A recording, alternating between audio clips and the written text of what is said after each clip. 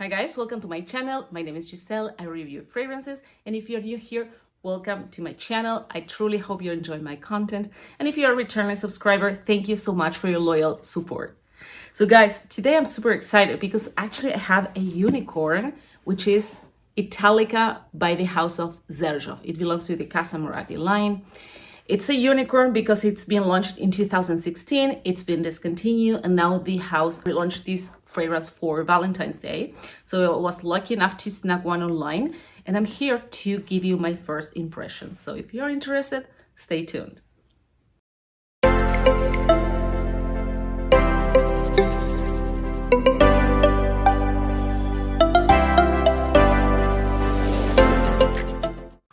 So let's get started. I'm not gonna go into deep detail and everything regarding packaging and unboxing and everything. Actually, I already tried this fragrance because I wanted to bring you guys some deets in terms of performance. So I'm gonna skip that, and I'm pretty sure you already saw that before. So the only thing I want to show you is the box because it's stunning. It's with sustainable materials. It's pretty sturdy. It has this kind of Art Deco type of painting, which I love. And here is the baby. So here it is. Gorgeous, gorgeous bottle. And let's get started. Let me spray it here. So let me read the notes for you first. This fragrance has almond, it has milk, it has saffron, it has vanilla, it has toffee, it has sandalwood and musk. Let me tell you something. The first time I sniffed this fragrance, it wasn't a surprise for me. This wasn't a blind buy because I already had a chance to test it.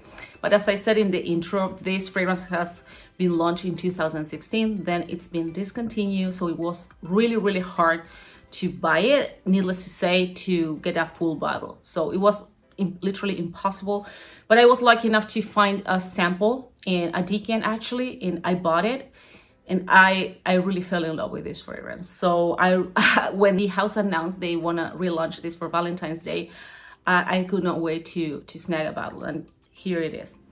So the first impression, both when I got the decant and now that I have the full bottle, to me, this is beyond a scent. This is, to me, it's an experience. When I smell this fragrance, this reminds me of a typical Italian coffee shop.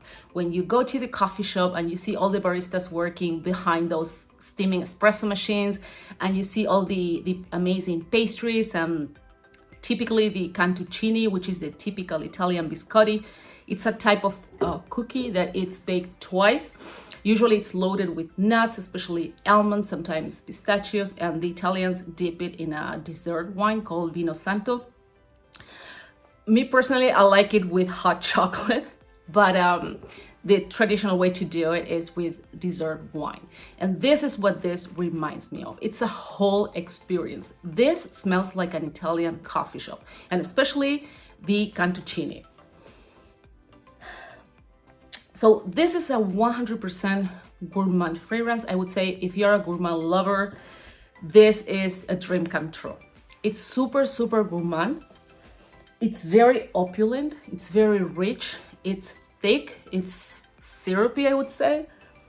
It's very fruity, although it doesn't have fruits here. So I try to analyze why I'm getting this fruity note. Actually, I'm picking like caramelized or baked apples, and it doesn't have any fruit at all. But what I came to realize is that actually toffee, this fragrance has toffee. So toffee is basically caramel. It's caramel that it's cooked at a higher temperature for a longer time.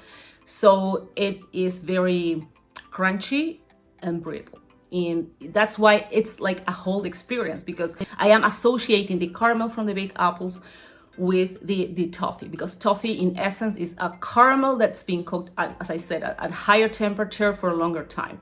So it has some caramel, and that's why I am picking this fruity note. Not like a raw fruit, it's like a baked fruit. That's why I say, or cooked fruit, but more like baked. That's why I say it reminds me of baked apples that after you bake them, they are very juicy. They get caramelized, and this is what this reminds me of. It's very, very beautiful. It's super sweet. It's very sweet. It's not cloying, it's not girly sweet. That's why, although it's a very sweet fragrance, I would say this is unisex, because it's not really cloying, it's not Barbie-like type of sweetness. It's not girly at all, although at least on my skin it turns more feminine, but I think this is a unisex fragrance. To me, it's a very, very addictive fragrance, intoxicating. Oh my gosh, it's absolutely, to me, it's stunning. And let me tell you, I started to grow out of my Gourmand phase. I started to grow out of my oud phase and from my Gourmand phase. But still, there are some ouds that I love and some Gourmands that I love, and this is one of them. This is a dream. This reminds me a lot of Atlas Garden by YSL. It has similar vibes. It has the same type of sweetness. It's also syrupy, thick, addictive, and not only vibes, I think it has some similarities even in the scent. So if you can't buy this for whatever reason, try Atlas Garden. I'm not saying the scents are similar, needless to say, dupes or anything like that. So what I'm trying to say is Atlas Garden and Italica share some similarities in both in vibes and also in terms of scent. They could be similar. They could be similar. Not really close, but I think Atlas Garden is the closest to this one. It's addictive. You know what? Yesterday when I sprayed it on, and today as well, I can't stop sniffing myself. It's a 100% nighttime fragrance. It's a fragrance that I would only wear during the colder months, and this is a type of perfume that the colder the weather, the better it will perform. This is also a fragrance that I would wear for special occasions. Although I'm a firm believer that we make the occasion special. It doesn't need to be a special occasion per se. It doesn't need to be for the Oscars or for the opera or anything like that. Even if you want to stay at home or you need to stay at home, you can make a special occasion even for yourself. And if you want to feel special, or if you have a special occasion to celebrate, even if you're at home, this fragrance it's the perfect pick for that. Amazing fragrance. It's a very almondy, very, very nutty. It's a very creamy fragrance. I don't pick the lactonic note at all. It's impossible for me to pick milk.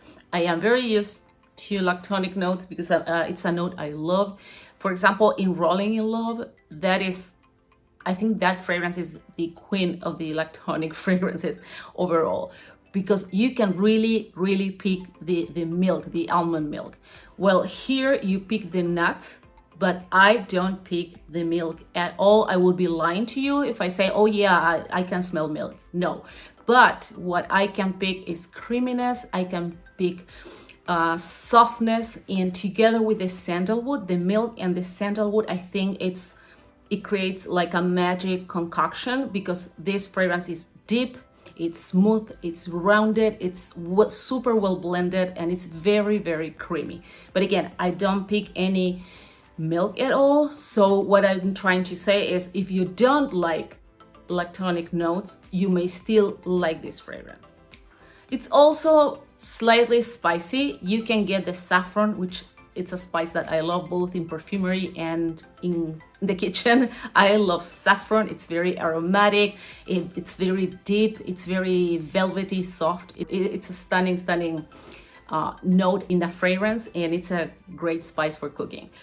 But the lactonic note, for example, here tones down the saffron. Otherwise, it will be a typical Oriental spicy fragrance, which is not. You can smell the saffron. If you're not familiar with saffron, you will smell something spicy, but you can tell exactly what it is. However, it's not really spicy. It's not like a punch in your face or anything like that.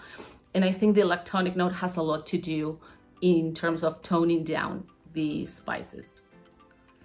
It's a very potent fragrance. The first time when you spray it, it will fill up a whole room. Not just maybe with one spray, but I tell you, the other day when I tried it, I sprayed it 5 times. I did zack, zack, zack, here and here.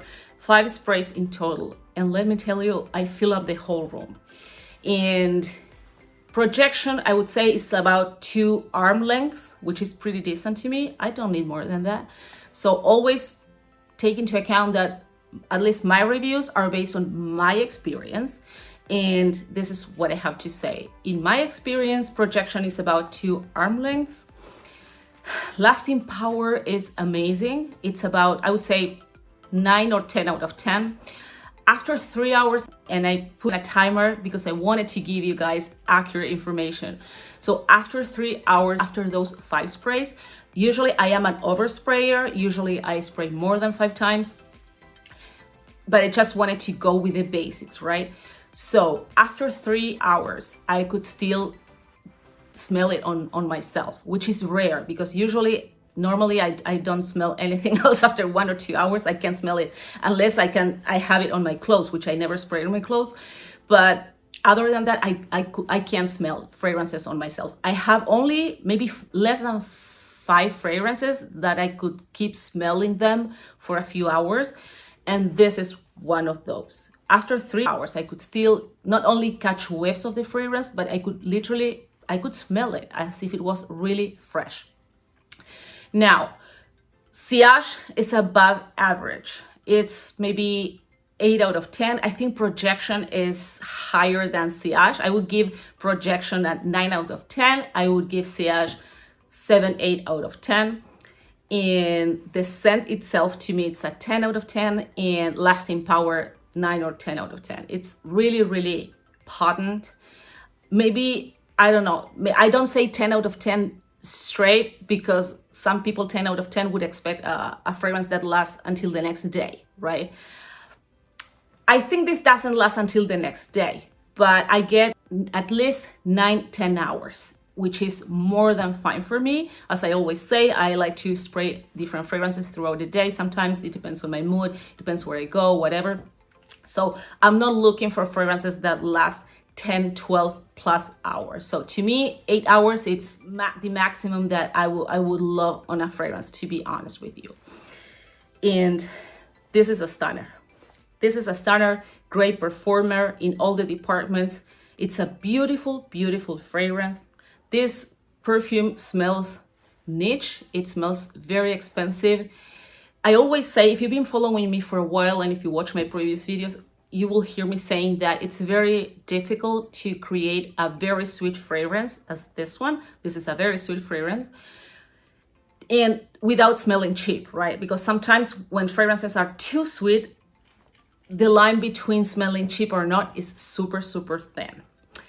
So this one not only does not smell cheap, this really smells expensive. It smells luxe. It smells very niche. It screams niche, I tell you. It's wow. It's a super bougie fragrance. This is over the top. What can I say? This video is not sponsored, but all I want to give you my honest opinion. As I always say, this is based on my own experience. And to me, this is a stunning fragrance. Usually I buy smaller bottles, the smaller the better. But in this case, this is the only size available, which is 3.4. And I'm super happy with this one. So the other thing I want to mention about Italica is that it's a pretty linear fragrance, which I appreciate because, you know, I love it how I smell it when I first spray it, right? And sometimes I get upset when fragrances change too much. In some cases it's nice, but some other cases it's not. So this fragrance will remain what you sniff in your first spray. It will stay like that.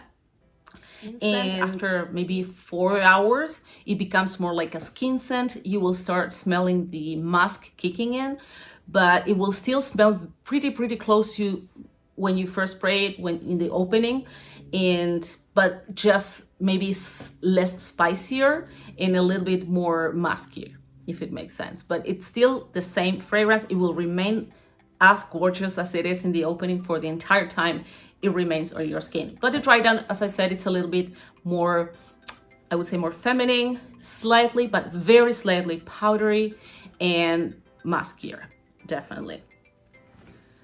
This is a fragrance I would never layer, for example. The fragrance is too beautiful and too potent to layer. I think it's a risk. First of all, I don't want to lose any of the gorgeous notes here. So if you layer, sometimes you have to compromise on notes. So that's the first reason why I will never layer this. I think it's rich enough and it has everything I want in a gourmand to not need to layer it with anything. And on the other hand, I wouldn't layer this because I will be afraid of clashing notes. It's a very special fragrance, very potent, as I said, and I think you have to be very mindful. Of course, you can play around and do whatever you want, but I think you have to be mindful to layer this fragrance with something that won't compromise the DNA, because it's a very distinctive fragrance. It has a very distinctive DNA. And I'm afraid to layer this with something and have a clash with the notes. So this is one of those fragrances that I will never layer. And the last thing that you may be wondering is if it is woody, because it's an oriental fragrance and it also has sandalwood. But no, it's not woody at all. I find this fragrance very, very soft. And as I said before, it's very creamy. The sandalwood here is playing like a blanket type of role rather than scent type of role. Sandalwood here, it's not meant to be smelled. At least this is what I'm seeing in this fragrance. You don't smell the sandalwood. What you can tell is that it's a very creamy fragrance. The spices are toned down, probably because of the sandalwood and the lactonic note as well. But you won't smell any woody note at all, and needless to say, you won't smell the sandalwood, which I wouldn't mind because I love sandalwood. But in this case, I think it's a totally different type of role. Now, your question, is it worth the money or is it worth buying? So this is something I'm not going to answer, not just regarding Xerjoff, but in general. It makes me cringe when I hear people saying it's not worth the money. I think that's a very personal judgment. You are the only one who pays your bills. You are the only one who knows how much you have in your bank account. You are the only one. We are all adults and we all should be able to make that decision for ourselves, right? And on the other hand, I don't know the behind the scenes, of the creation of any fragrance, not just this one. I don't know how much they have invested in marketing, in research, in the lab, how much they pay to the perfumer, how much they spend sourcing for raw materials. So how would I be here telling you yes or no, it's not worth the money? I don't feel I am entitled to make such a judgment. But what I can tell you is it worth the hype or not? Or is it worth trying or not? So I'm going to tell you something. Is it worth trying it? 100%. If you're a gourmand lover, if you like sweet fragrances, if you like potent fragrances, this is not for the faint of heart, I have to tell you. So this is not. If you are a person who likes to, grab compliments, attention, and if you like to be the center of attention, if you like to wear a pool of very potent fragrances, this is for you. If you're a gourmand lover, this is for you. If you like sweet fragrances with a caramel undertone and creamy as well undertone, this is for you. Definitely worth at least trying. This is a very different fragrance. It's nothing like I smelled before. So the only thing that I can compare it with is Atlas Garden by YSL. So this is the only fragrance I can compare it with. And it's not even similar. It has some similarities, but it's not even similar per se. So I would say this is not a safe blind buy, but it's definitely worth at least trying it. I think it's magnificent. It screams niche everywhere and it's super, super rich. It makes me feel special. That's why I say this is for special occasions. It's a rich fragrance, like in terms of the composition, very thick, very luxurious. And the dry down is super feminine. It's soft, but you can still smell all this goodness. What an amazing fragrance. Thank you, Xerjoff, for making this and for relaunching it. So guys, thank you so much for watching. I hope you enjoy my review. This is a 100% subjective opinion. So I wish I can give you some heads up and some hints about this gorgeous, gorgeous fragrance. And if you have already tried this one, I would love to hear from you. If you haven't tried yet, I would also love to hear from you because I'm here for you guys. I'm creating content for you. So your opinion really matters. Stay safe, and I'll see you in my next video. Bye-bye.